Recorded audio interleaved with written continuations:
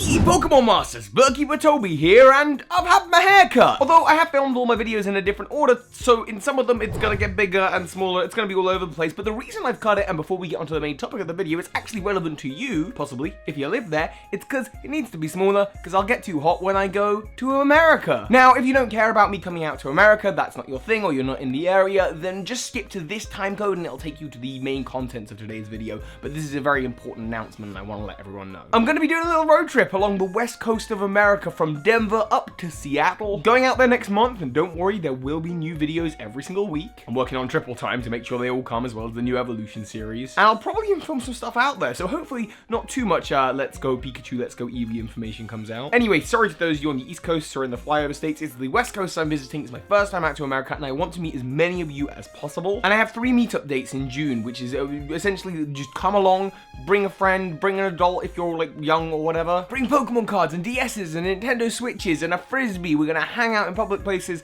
and all just chill out and a chance to just play games and say hello. These are in LA, San Francisco, and Portland, Oregon. LA is on the 16th of June from 11:30 till 6 p.m. in Barnsdall Art Park. San Francisco is on the 19th of June, and that's in Washington Park, and will go on from about the 11 o'clock in the morning until around about 3 to 5 p.m. And then on the 28th of June, we're in Portland, Oregon, from around about 11 o'clock in the morning until around about 6 p.m. That'll be at Cathedral Park, and at all of these at different meetups in Portland, Oregon. I know Loxton's gonna be there. Possibly the guys from Treesicle are gonna be there. At the LA one, I'm expecting K-Cray and Arizo and Mystic Umbreon, and anyone and everyone is welcome to come along. And if you are another PokeTuber friend of mine, you are more than welcome to just hit me up, let me know you're coming. So it's gonna be a whole Pokemon fun times. If you are in the US, if you're on the West Coast, please, I would love to meet you. But that's enough about that. Let's move on with the topic of today's video. And that is Pokemon Let's Go Pikachu and Let's Go Eevee. These are the proposed titles. I'm not even gonna call them leaks, I'm gonna call them rumors. Although by the time this video comes out, they may well have been confirmed, of new games for the Nintendo Switch. And there is a difference with these than there has been with other leaks. These rumors have not only been put up on Cerebi.net, which is like the #1 official place for Pokemon stuff, but also they seem to have a lot more credibility behind them than most other leaks. I think it's pretty safe to say that these are the next titles for the Nintendo Switch. And Let's Go Pikachu, Let's Go Eevee, they've come with a whole host of other rumors from the same sort of leaker. My friend TrueGreen7 tweeted out a list of all these leaks, so I'm just gonna go through them sort of one by one. We have that these games might be some sort of Pokemon Yellow remake for the Switch, that HMs will in fact still be replaced with the Poke Ride from Alola, that online has a hub for players, that there is Pokemon Go integration, catching Pokemon works like it does in Pokemon Go, and that there will be rewards in game for linking Go with the main games, as well as that the announcement is soon and it is releasing this year with a brand new accessory that works for both Pokemon Go and these games. Okay, that is a whole host of new information, and there is a lot there to dissect. I think a lot of people have been expecting Generation 8 on the Switch, and Game Freak, as usual, like to throw a curveball and throw this out there. In fact, there has been a lot of controversy about this. People seem to be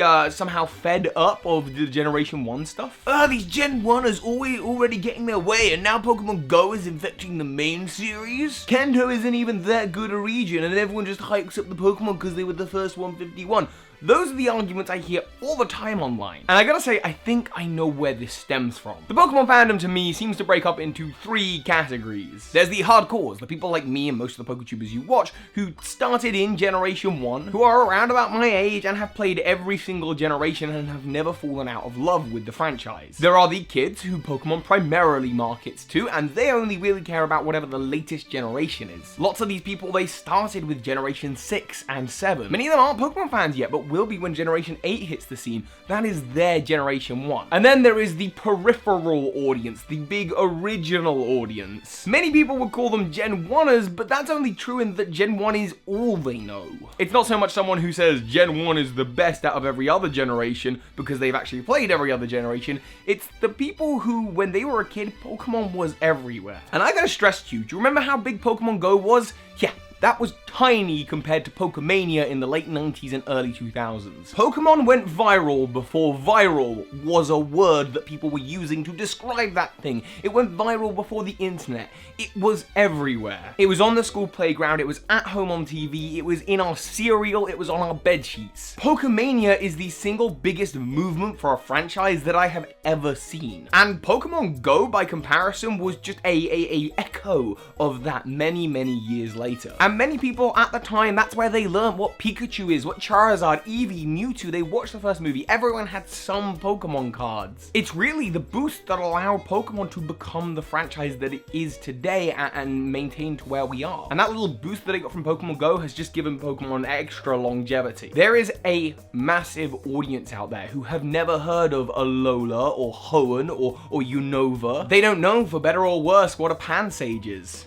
That's definitely for the better. The point is that audience after Gen 1 and maybe Gen 2 grew up and away from Pokemon, and yet they've still got a soft spot, a nostalgic place in their heart for these games. However, now they're adults and they can afford a Nintendo Switch, and that is the market that Game Freak is trying to market towards. For the kids, it will still be a kid-friendly game, and there are many kids that play Pokemon Go with their parents. And for that nostalgic lot, it's to get them buying a Nintendo Switch for when these Pokemon Let's Go Pikachu and Let's Go Eevee come out, and so that they're invested in Pokemon on the Switch before Generation 8 comes out. It's turning old school viewers and fans into dedicated fans. Hardcores like myself, and I feel like that is where a lot of the complaints come from. People like me who just want more new regions and more new Pokemon and don't want to retread the same old ground. But I do think we should expect these Let's Go Pikachu and Let's Go Eevee to be very different to what we've seen before.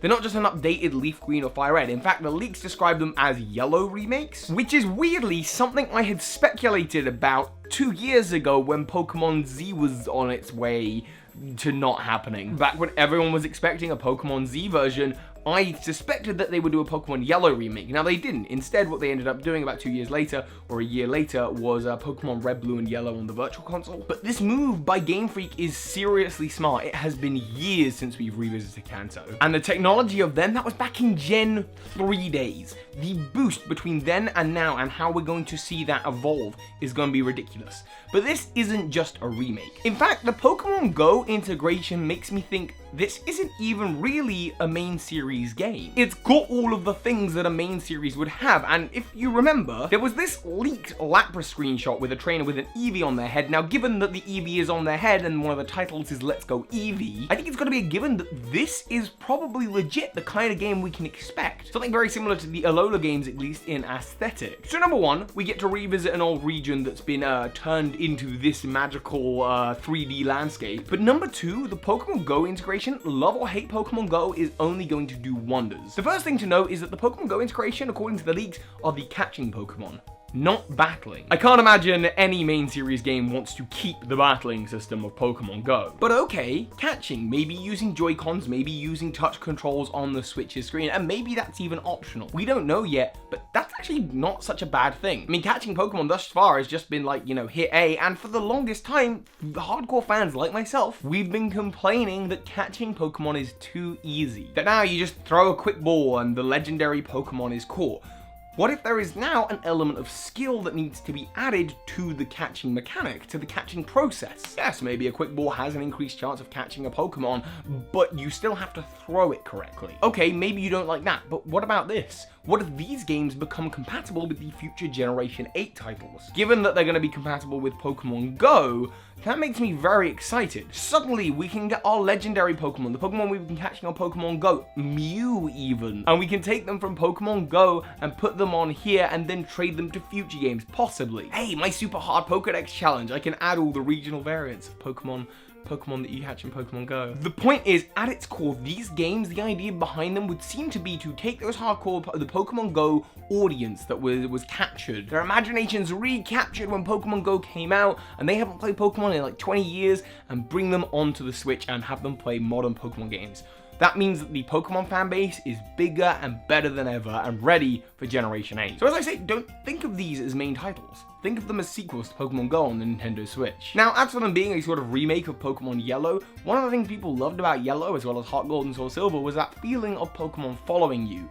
Here, we're gonna have exactly that. Pikachu and Eevee on our shoulders. Maybe they'll make it applicable for other Pokemon. We have seen models of walking Pokemon deep within the codes of Sun and Moon as well. And for all we know, this game isn't going to feature every single Pokemon. Perhaps it only deals with a selection. Whether that's just the first 151 or the first 151 and their evolutions. But that's just one of the many changes that we could see in the Kanto region. Now, these games possibly aren't going to necessarily be sequels. Not not remakes, call them a reimagining. I've actually also speculated on the channel that something like this would happen very, very recently when the I Choose You movie came out. In that movie, Ash is in Professor Oak's lab, and there is a number of different maps of different Pokemon regions, and one of them cannot be identified. Certainly not as a Pokemon region, but rather it is the Kanto region of Japan. And it's different to the Kanto region from Pokemon's map, which is also on the wall in Professor Oak's lab. Perhaps this is the map of the new Kanto region, reimagined for the Nintendo Switch with different locations, a different order of gyms, not the same story. Much in the same way that the I Choose You movie is itself a reimagining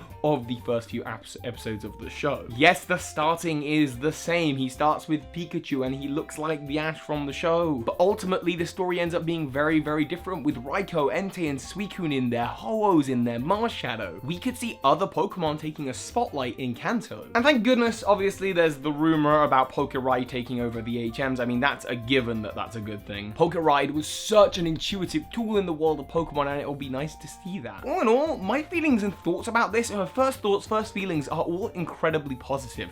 And I want to brace you and calm you down for what's coming. I'm sure there will be a trailer out soon, and I'm sure you will see stuff and go, why are we revisiting Kanto again? But the fact of the matter is, for the Pokemon franchise as a whole, all we have to do is wait another year for Generation 8 to come out, new region, new Pokemon. 1 year of this experimentation of a series that we love, stopping the series from becoming stale and boring. It's just Game Freak playing with ideas, possibly bringing in compatibility with Pokemon Go, which is the only reason I haven't been playing Pokemon Go up until recently, is I was like, well, there's no point, I can't trade it to the main series. Well, maybe one day we'll be able to. Revisiting a region that we haven't visited since Generation 3, but completely reimagined. Again, there might be a Pallet Town or a Pewter City, but they might have loads more houses, or less, or different gym leaders, or different characters. There's been a lot of hints to Kanto in the Alola games, with Hal saying that his father was last seen traveling off to Kanto, and Lily and Gladion saying that they were traveling off to Kanto in the post games of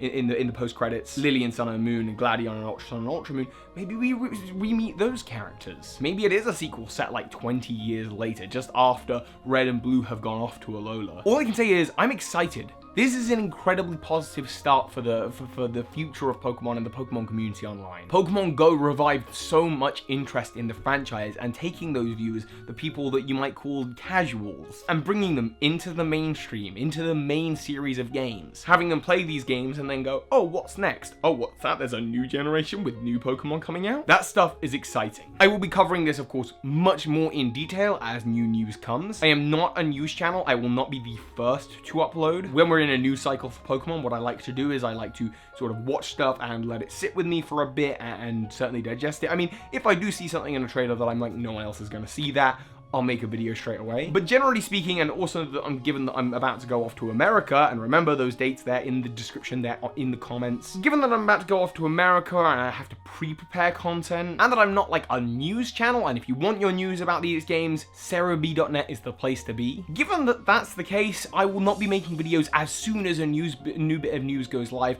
but don't worry, I will be giving you my thoughts and opinions as we go along, in a much more casual, let's not spam your sub box kind of way. Of course, if you want to make sure that you get those, make sure you hit the notification bell. And remember, I'm coming out to America. I hope to see as many of you as possible. Let's get excited for Pokemon. Let's go Eevee and let's go Pikachu. By the way, which one are you going to pick? Let me know in the comments. So hi, Pokemon Masters. Thank you so much to those of you who are supporting me on Patreon. Because of you, we are now up to double uploads every single week.